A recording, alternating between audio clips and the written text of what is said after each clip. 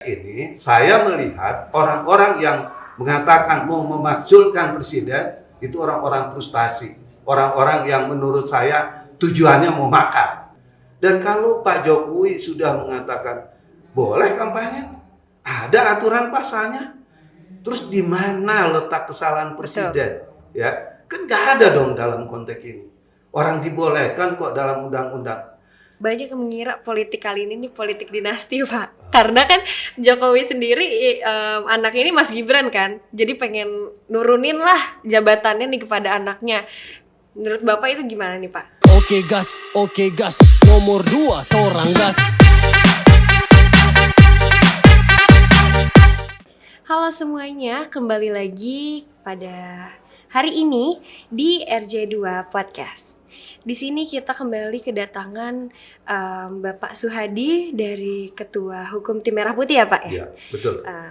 Oke, di sini saya ada beberapa pertanyaan sih Pak tentang kemakzulan dan keterpihakan Pak Jokowi nih kepada Paslon 2. Oke, yang pertama, menurut Bapak apa sih hal yang melatar belakangi masyarakat yang ingin melakukan kemakzulan terhadap Presiden kita Joko Widodo ini? Ya, baik. Pertama, saya mengucapkan terima kasih atas waktu yang telah diberikan ini. Dan tentunya karena ini berkaitan menyangkut masalah hukum, saya akan berbicara tentang masalah hukum dulu. Konteksnya, di mana sih permakzulan itu? Di masyarakat, seperti yang dilakukan oleh petisi 100 atau di mana? Ya. Karena sekarang kan yang beredar permakzulan itu seolah-olah muncul dari petisi 100, dari kelompok-kelompok orang yang menamakan petisi 100 yang membawa permasalahan ini ke Menko Polhukam. Itu sementara yang kita lihat berkembang. Nah, terus kemudian dari sisi hukum ini dibenarkan nggak langkah-langkah yang dilakukan oleh petisi 100? Menurut undang-undang, ya, sebetulnya pengaturan atau aturan-aturan hukum berkaitan dengan permakzulan itu bukan ada di wilayah masyarakat ANSI, ya, atau masyarakat yang dianggapnya mempunyai power, kekuatan untuk mendesak permakzulan itu. Ya, karena kenapa? Kan dijelaskan di dalam Undang-Undang Dasar 1945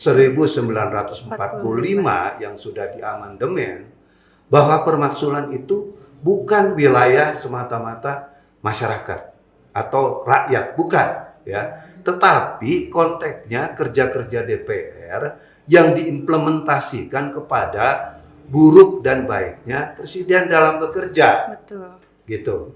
Di luar itu bisa. Ya sebetulnya konteksnya apa dulu kalau dikatakan bisa? Karena undang-undang jelas kok. Apa yang disebut dengan permakzulan itu di dalam pasal 7A ya Undang-Undang Dasar 1945 yang telah diamandemen, ya. Kenapa saya katakan diamandemen? Karena undang-undang sebelumnya itu nggak begitu jelas pengaturan menyangkut permakzulan itu, ya.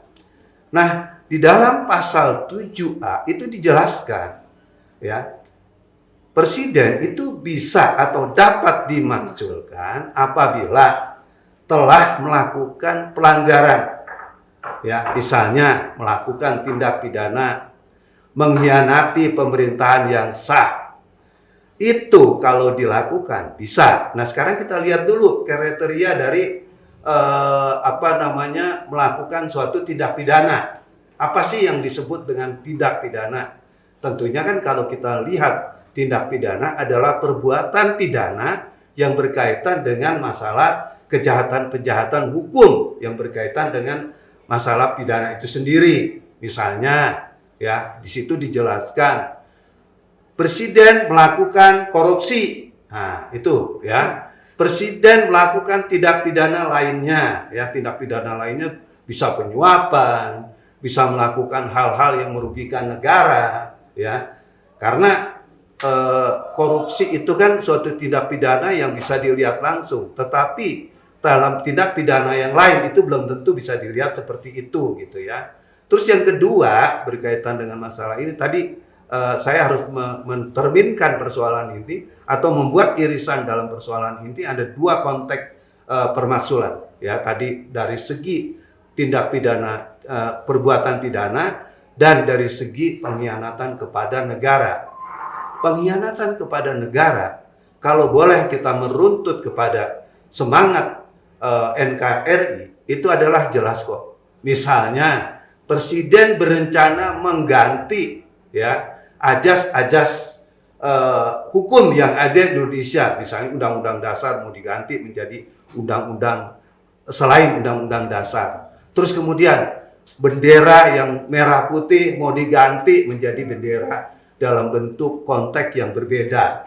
Mungkin juga kebinekaan diganti menjadi apa, ya. Ini bentuk-bentuk yang disebut dengan pengkhianatan atau katakanlah perbuatan-perbuatan yang bisa bertentangan dengan undang-undang itu, ya. Nah, di luar itu, ya, menurut saya itu nggak bisa. Nah, kalau konteksnya tadi, ya, kita kan melihat sekarang, memang presiden melakukan korupsi nggak sih? Terus presiden melakukan pengkhianatan negara nggak sih? Dua-dua itu Presiden Jokowi tidak melakukan. Ya. Kenapa saya katakan juga seperti itu? Karena kita lihat kan, ya, dia nggak pernah kita dengar, oh Pak Presiden ini dituduh ada korupsi di proyek ini, tidak, ya kan? Atau ada perbuatan pidana di pekerjaan yang lain, itu juga enggak. Terus juga Presiden mau mengganti haluan-haluan negara, misalnya seperti tadi yang saya sebutkan, merubah dasar-dasar negara kita, ya kan, Pancasila, terus kemudian juga bendera, enggak. Malah Presiden sangat mempertahankan kebinekaan itu tadi, sangat mempertahankan merah putihnya, ya, Pancasilanya, Undang-Undang Dasar 45 itu sangat dipertahankan oleh beliau. Makanya beliau malah justru harusnya di dalam persoalan ini kita harus kasih piagam, ya. Kenapa? Karena kelompok-kelompok intoleran yang sebetulnya mau mengganti, yang mau merusak tatanan negara, yang mau mengkhianati negara, dibubarkan kok, ya. Betul. Seperti EPI, ya, HTI, itu kan dibubarkan sama Presiden. Jadi dalam dua konteks tadi, ya, itu tidak ada. Nah, terus juga berkaitan dengan masalah-masalah tadi, ya, melakukan tindak pidana korupsi misalnya. Apa sih yang dilakukan oleh Presiden selama ini? Kita lihat kesahajaannya dia, kesederhanaannya Presiden dalam melaksanakan tugas-tugas kenegaraan. Kita lihat kadang-kadang beli baju pun di mall-mall kecil, ya, atau di mall-mall tertentu lah. Bukan mungkin datang ke Plaza Indonesia, ya kan, beli Gucci, beli Hermes, ya kan, beli barang-barang mewah. Itu nggak dilakukan sama dia. Justru dia menunjukkan bahwa kecintanya terhadap negara, ya, itu kalau belanja pakaian, belanja mungkin sepatu, itu mungkin cuma di mal-mal yang biasa yang kita juga sering lakukan. Artinya dengan melihat pola kesederhanaan, Presiden bukan orang yang mau wah. Presiden bukan mau orang yang mumpung, haji mumpung, enggak. Iya. Gitu, ya. Itu yang harus kita lihat konteksnya dalam bernegara seorang presiden. Terus kemudian kalau itu tidak dilakukan, bisa enggak sih permaksulan dilakukan? Tidak.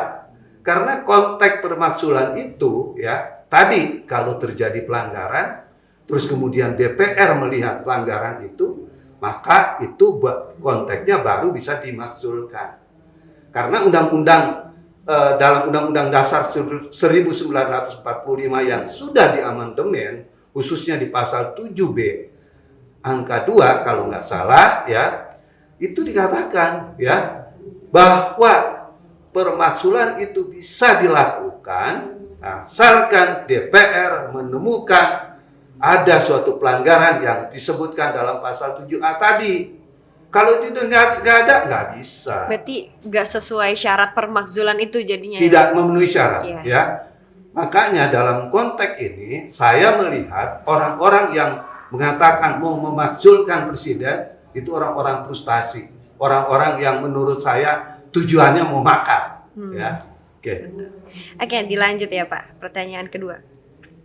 Menurut Bapak Suhadi selaku Ketua Hukum Tim Merah Putih, apa yang menjadi dasar hukum dari alasan politik di balik upaya pemakzulan terhadap Presiden Jokowi?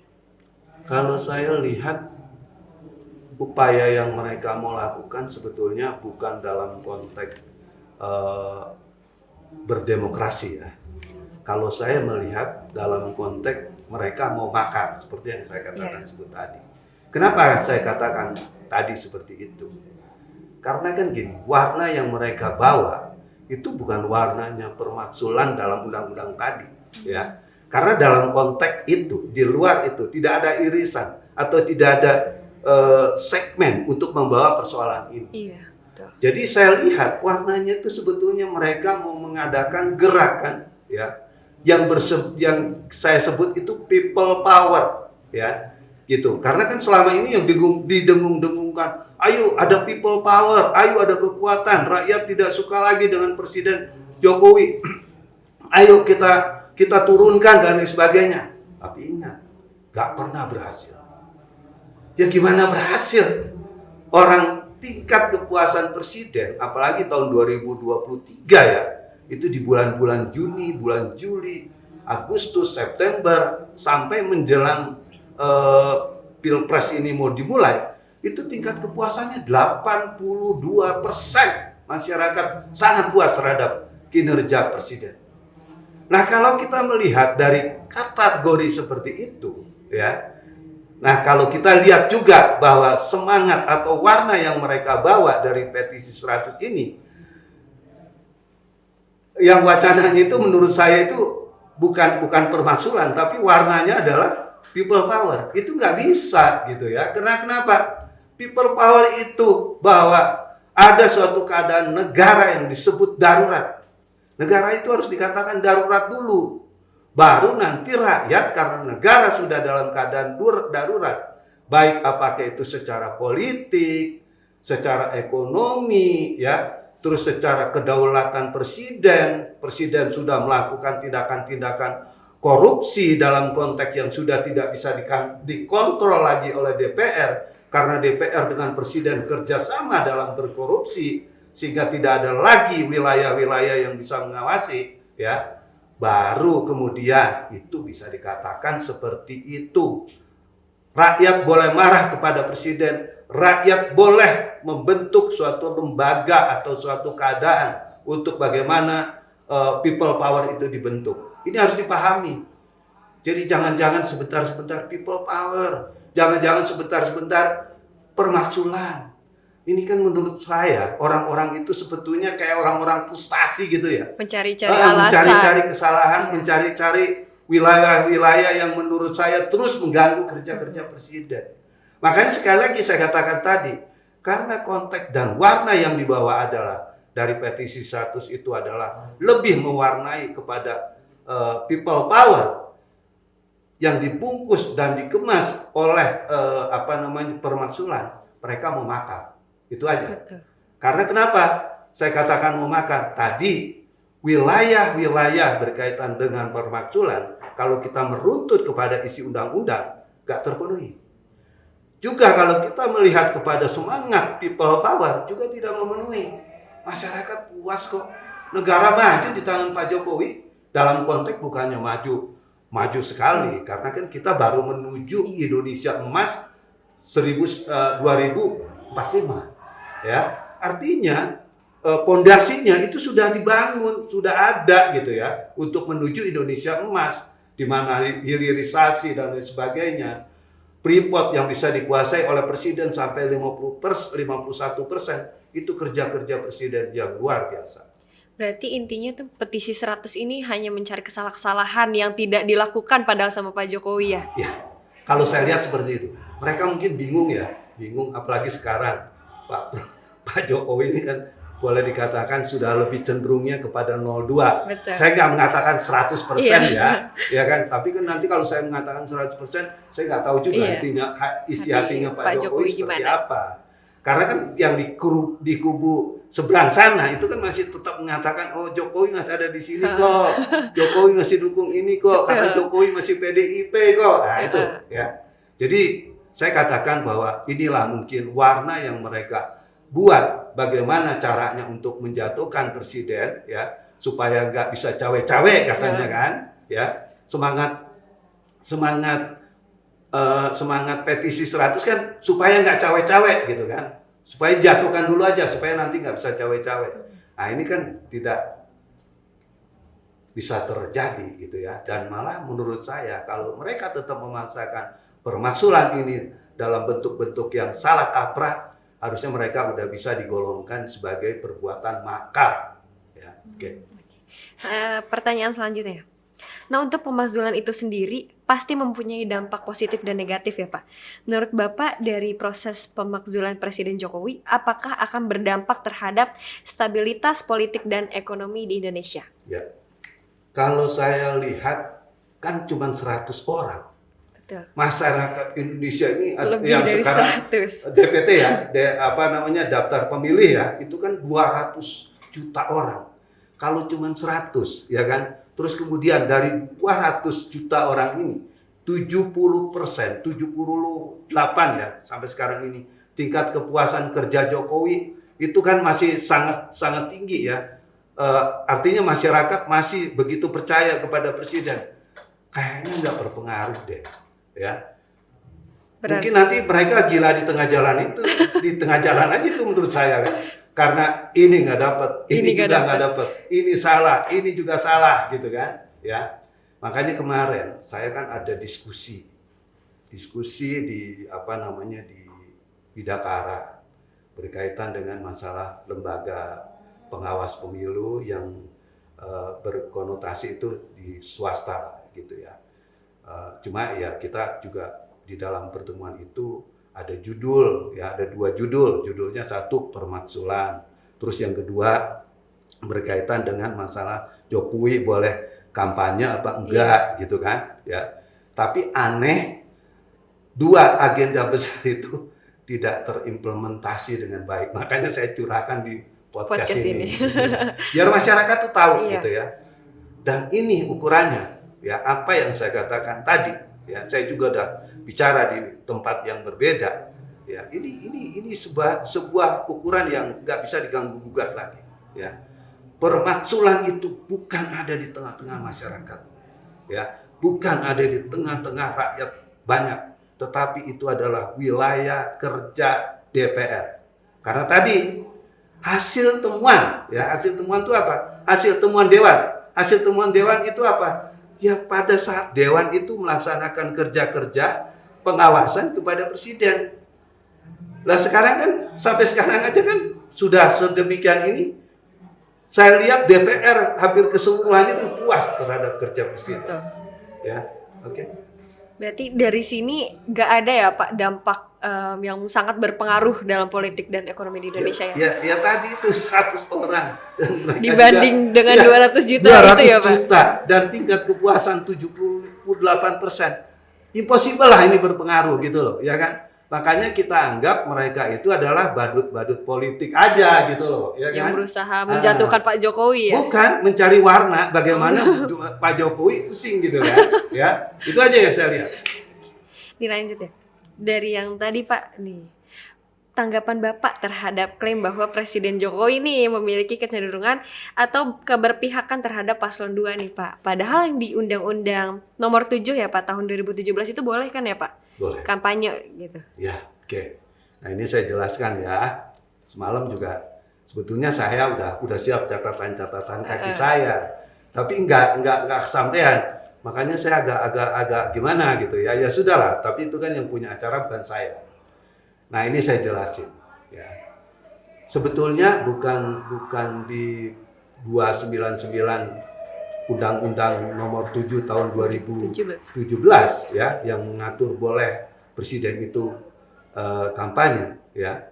Juga diatur dalam 281 ya. Itu kan di situ juga jelas tuh aturan-aturannya ya. Nah, sekarang yang kita pertanyakan menurut undang-undang boleh nggak kampanye? Kalau kita lihat tadi kan jelas banget aturannya. Ya dibolehkan gitu kan. Siapapun dibolehkan kok kampanye. Sekarang ya dari kubu sana pun yang kemarin kelihatannya mau nyerang Pak Jokowi, ya kan? Ini maaf aja. Itu kan kader-kadernya yang ada di DPR, yang ada di kementerian kan pada kampanye. Iya. Emang nggak kampanye semua kan? Ya 01 ada orangnya di kabinet, 03 juga ada di orangnya di kabinet, kan kampanye. Betul. Malah Menko Polhukam itu cawapres loh dari kubu 03 Iya, kan? betul, Pak. Kedudukannya di mana dia? Di Menko Polhukam di kementerian kok gitu kan. Nah terus apa lagi yang diteriakin gitu kan? Karena semangat undang-undang itu kan boleh kampanye presiden, menteri, bla bla bla bla bla, pengaturannya jelas ya gitu. Nah kenapa Pak Jokowi ngomong seperti itu terus kemudian menjadi heboh? Presiden harus netral, presiden harus begini, harus begini. Loh terus menteri-menteri kamu yang ada di sana itu juga gimana? Yang ikut juga kampanye kan? Iya. Ya.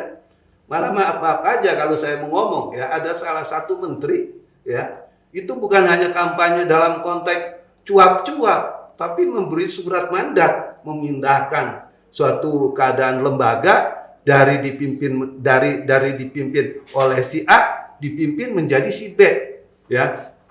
Terus juga ada isu yang bertebaran ya bahwa kementerian tertentu di suatu badan itu ya itu memerintahkan pejabat di bawahnya memerintahkan supaya ayo dong pilih nomor sekian kalau enggak nanti gini Iya. kalau nanti enggak kamu saya enggak angkat dan sebagainya. Nah ini apa gitu kan? Lah kalau seandainya kalau mau menyalahkan orang itu kan harusnya introspeksinya ke dalam gitu ya. Iya. Jangan hanya melihat kepada luar ya kan? Jangan hanya melihat kepada suatu keadaan-keadaan. Dan kalau Pak Jokowi sudah mengatakan boleh kampanye, ada aturan pasalnya. Terus di mana letak kesalahan presiden? Ya, kan nggak ada dong dalam konteks ini. Orang dibolehkan kok dalam undang-undang. Kalau sesuatu dibolehkan oleh undang-undang, artinya ya dia nggak dilarang. Diperbolehkan. Diperbolehkan, gitu kan? Nah sekarang gini, saya mau kasih gambaran atau narasi begini. Ada suatu keadaan di mana tidak ada aturannya di sana, ya, tidak ada larangannya di sana, tapi nggak ada aturannya, nggak ada larangannya. Boleh nggak itu dilakukan? Justru boleh. Kan yang tidak boleh itu ada larangan, ada peraturan yang melarang untuk itu. Itu baru nggak boleh, gitu kan? Tadi saya sudah katakan ada semacam anekdot. Kalau sesuatu yang tidak dilarang itu boleh dikerjakan, gitu kan? Ya, artinya apa yang dikerjakan itu tidak melanggar hukum. Nah ini jelas banget kok, undang-undang membolehkan, ya 299, Undang-Undang Nomor 7 Tahun 2017. Terus pasal 281 juga mengatakan seperti itu, yang diatur dalam Undang-Undang Pemilu yang sama. Artinya apa? Di situ ada kewajiban atau ada kemauan oleh undang-undang membolehkan presiden untuk berkampanye. Berarti dari petisi 100 ini kembali ya Pak? Ya.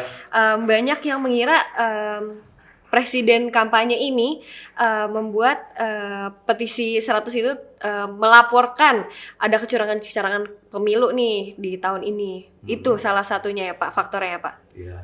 Jadi kalau kita bicara presiden kampanye terus disebut presiden curang. Nah terus bagaimana dengan menteri-menteri yang kampanye di kubu yang berbeda, terus menteri itu juga curang? Nah, harusnya kan parameternya ke sana kita ukurnya dilihat dari gitu kan. sisi lainnya juga ya. Iya. Loh, kalau mengatakan bahwa oke, misalnya ya, kalau yang namanya pejabat negara itu atau pejabat pemerintahan itu kampanye itu curang. Ya berarti kan semua paslon sekarang ini kan curang dong. Iya. Masuk kategori ini seperti itu gitu kan. Boleh berkampanye gitu Iya. ya Pak.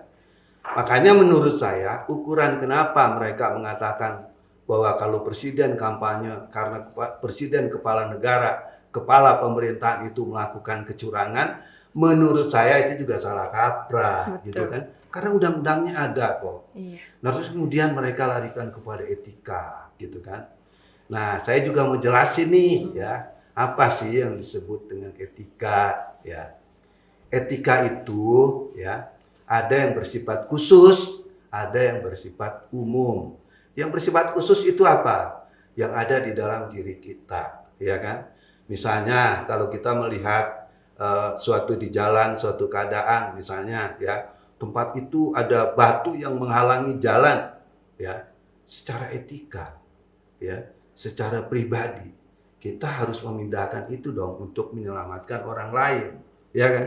Itu yang bersifat khususnya, yang bersifat pribadinya, ya kan? Atau ada keadaan-keadaan yang di situ ada pohon tumbang dan lain sebagainya. Mungkin kita juga berpikir bagaimana ini supaya ini. Itu etika kita berjalan kaki, etika kita bersosialisasi kepada orang.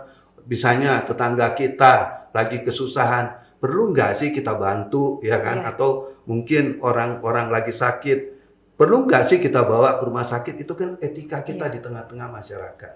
Ya. Dan biasanya etika-etika yang bersifat tadi yang saya sebutkan itu tidak perlu dibuat aturan-aturan khusus. Nah, ini kan sekarang yang mereka mau cari etikanya itu di mana sebetulnya gitu ya. Karena ada etika yang bersifat umum ya, yang bersifat berkesinambungan antara yang satu kepada yang lain ya. Itu ada.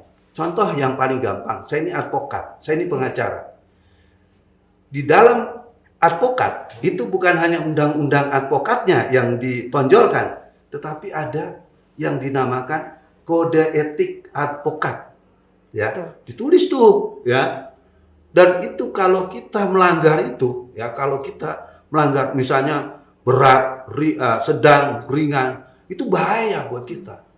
Karena kita kalau melanggar itu, ya bisa kita diberhentikan jadi advokat. Bisa setahun, bisa 2 tahun, atau bisa selama-lamanya izin kita dicabut. Ya, makanya etika di dalam dunia advokasi, di dalam dunia advokat itu mempunyai peran yang sangat penting, ya, yang sangat penting. Makanya dibuatlah peraturan tentang kode etik, ya, kode etik, ya, karena etika kan tadi kan, ya. Nah sekarang saya lihat, kan tadi saya bilang ada yang bersifat khusus, ada yang bersifat umum. Yang bersifat umumnya tadi saya katakan, apa sih yang disebut dengan etika di dalam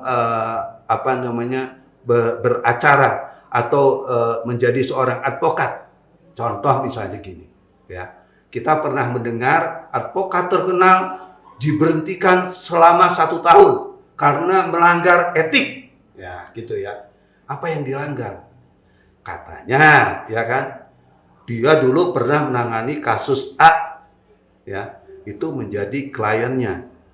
Kemudian di dalam kasus tertentu, ya, dia menangani kasus lagi yang berlawanan dengan si A tadi.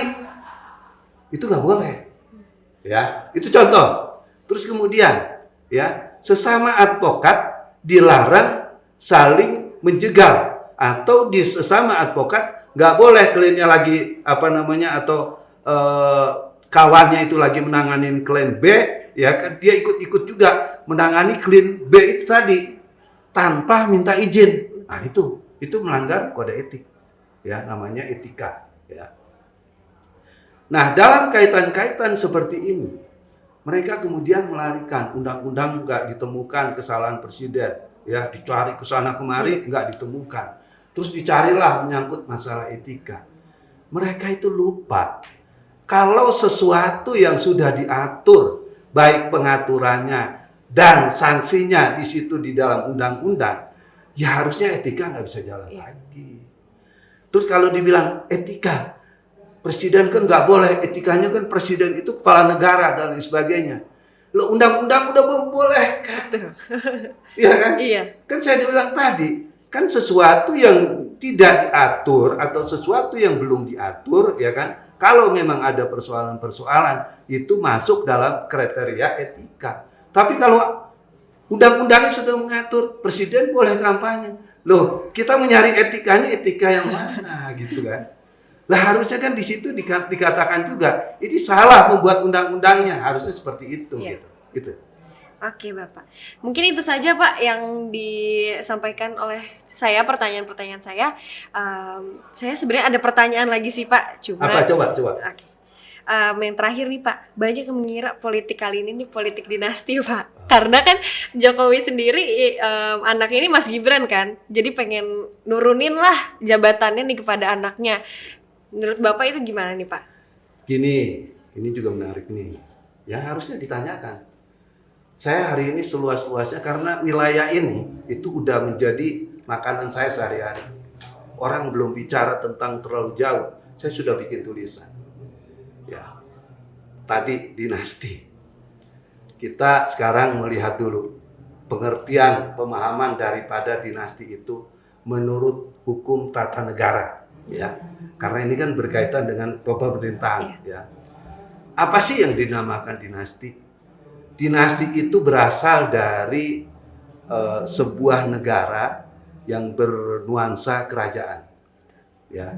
Karena dinasti hanya ada di kerajaan, di mana biasanya negara tersebut menganut sistem monarki, ya. Artinya pemerintahan yang ditentukan oleh raja, gitu, ya. Nah sekarang kita lihat di mana supaya menjadi gampang ya menerjemahkan dinasti tadi. Di mana yang masih kental dengan dinasti monarkinya, saya belum lari ke dinasti dulu karena nanti terlalu susah melihat. Kita lihat contoh yang paling besar, ini sama di dalam tulisan saya juga, saya udah uraikan, itu berkaitan dengan pemerintahan yang ada di Inggris. Ya, di sana monarkinya masih melekat, masih ada.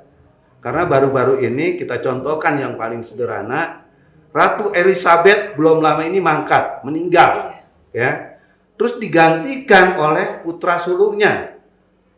Dulunya Pangeran Charles, sekarang menjadi Raja Charles, ya. Itu. Tetapi sebelum saya lebih jauh mengertikan masalah ini, saya mau lihat dulu konteks bernegara di sana. Kalau saya lihat di Inggris pun itu tidak menjadi monarki absolut atau monarki tunggal. Karena sekarang di Inggris itu dia menganut dua sistem, ya, bisa dikatakan mungkin sistem pemerintahan dan sistem kerajaan, ya, itu masih berlaku. Bukan berlaku. Artinya sekarang menggunakan metode sistem seperti itu, tidak lagi menganut monarki absolut atau monarki tunggal, ya. Karena di sana ada kepala pemerintahan yang disebut Perdana Menteri, ada kerajaan yang disebut dengan masih monarki, gitu.